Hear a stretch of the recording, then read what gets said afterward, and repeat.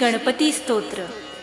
प्रणम्य शिरसा देवं गौरीपुत्रं विनायकं भक्तावासं स्मरे नित्यं मायुक्कामार्थसिद्धये।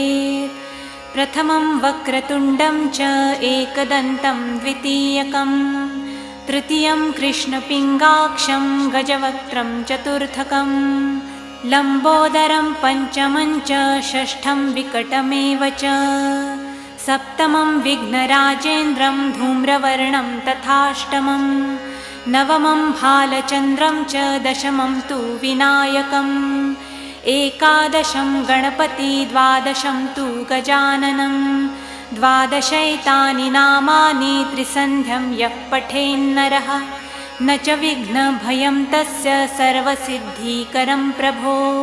विद्यार्थी लभते विद्यां धनार्थी लभते धनम्